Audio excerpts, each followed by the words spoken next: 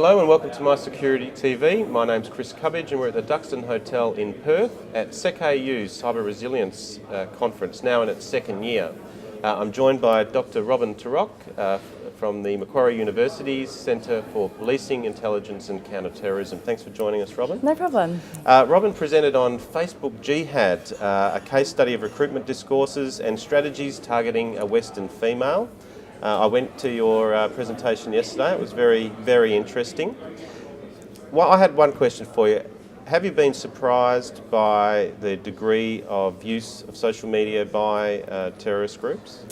I think, like any other medium, terrorists tend to exploit anything that is up and coming. So whether that's being a new bank forum, a new blog, or a new social media platform.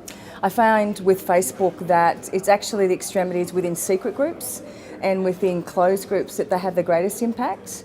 Can you explain? Yeah. Can you explain for me what Tawhid is? Tawhid. Okay, Tawhid from a Salafist jihad point of view. Basically, from a moderate point of view, Tawhid is a oneness of God.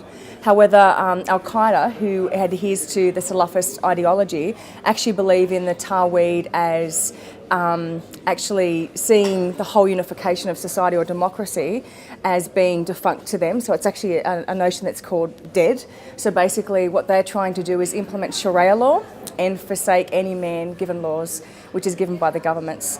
It also looks at takfir, which is basically where they believe that Muslims who act as apostates, who are informants to the West or who support the West or Zionism, that they're actively engaging in killing them. So it's those type of unifications that are different to, say, moderate Muslims who just believe in Muslims being one and for the purification of Muslims. So that's a fundamental belief that they have. That's right, yep. So they've got extremely strong drive. One of the comments made yesterday is the only place Al-Qaeda is flourishing is online. I think that's really true. I think it's a prime indicator, and if you look at the work of Gabriel Wyman out of Israel, and if you look at Sageman, if you look at Conway in the US, their research is actually identifying that the only true global jihad and effect that they have is actually online because it goes beyond borders. It's really hard to get in contact with a Western person and bring them to Afghanistan when you wouldn't normally know who do I target. Where on social media platforms, Westerners who believe in anti-New World Order or who are anti-Illuminati tend to be on protest sites.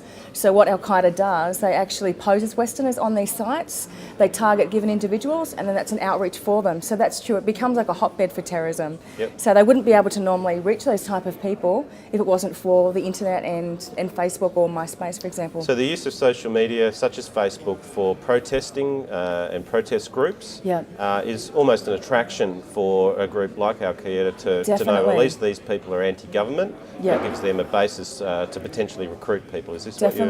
Basically, we find that people who are attending these protest sites or these anti-government sites already have a group identity, and that group identity is the starting blocks which Al-Qaeda need. So they've already got that sort of anti-government, anti-mentality that the police are oppressive, they're abusing our rights. So what they do is they look at those people who are posting on there, they target them out, bring them to different groups to actually further explore those examples and then get them to focus on a new group identity, which is basically the West against Islam, and change the identity that Islam is the enemy to Islam is the right religion, and it's actually Israel and America who are the terrorists. Some of your research, you talk about a case study where your case study was the successful recruitment. That's or correct. An attempted recruitment. Okay, well, I've actually done, it's actually a case study of a jihad recruit from the UK. I've now discovered that she's gone into training and she's being mentored to martyrdom. She was actually found on a high protest site that was very, very moderate to begin with, and then who was moved to other sites with Christianity and Islam, very moderate sites again, and that's how she was recruited. She already had an existing group identity which was very, very strong anti-government, so they tended to, basically within the 3 days of her appearing, to actually target her very, very quickly.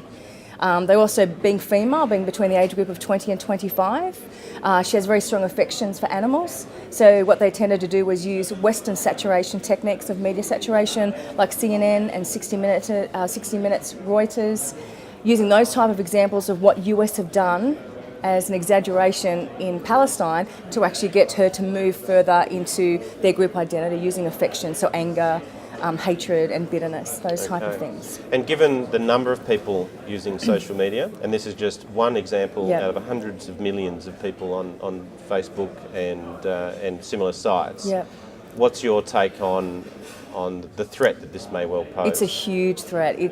I think it's a threat that people who don't really understand social media don't realise how much of an impact it's going to be over the next 5 to 10 years. And social media is going to be changing all the time, and there's going to be new ways of delivering global communication, and Al-Qaeda will make certain that they tack onto that. And I guess Osama bin Laden, one of his biggest things about the internet was using your time on social media to recruit. And so now you've got that notion carrying with al-Zawahiri and his wife. So I think those sort of platforms are just going to increase. And the people that are on there are actually more extreme than this young lady. So the males are even more extreme. So it shouldn't be too hard to find a willing definitely. It's very, very easy, even from a Western point of view. Even not even having an account, just going on there and observing. If you know what to look for from a psychological point of view, the vulnerabilities, the assessment, a risk assessment, do predictive profiling, then you can assess that this is a really great risk that the Australian government really needs to take seriously, and I know America is. Okay. Recently, coming up, we've got CHOGM, Commonwealth Heads of Government meeting here in Perth. And what did you find on Facebook in relation to CHOGM? There's a few interesting people in regards to that. Again, anti-government, anti-New World Order. You have to look at what's being posted in the open groups as opposed to the closed groups is very different, and then the secret groups. We actually found that one guy had affiliations with the former Red Army, who displayed tendencies of actual violence. Another gentleman actually joined a group on how to do bomb making.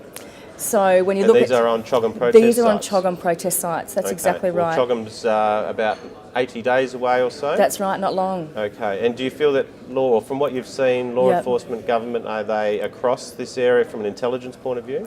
I don't think they know the actual depth from the point of view of being inside the groups. I think, as I said, if you look objectively, just from a closed point of view that people are just posting, you don't get a true indication of what's going on. You have to be on their personal profiles, you have to be in communication with them, then you have to develop that trust and rapport so they invite you to their secret and their closed groups, and that's where the information is. Okay. It's not in the public domain for everyone to access. So it's not exactly easy to find, but you have to know what you're looking for. You have to build rapport and get in with the people, and then once you get that trust, they themselves will invite you and make you admins of groups. Okay. Thank you very much. Thanks for joining us on Lovely. My Security TV. Thank you, Chris. Bye. Cheers. Bye-bye.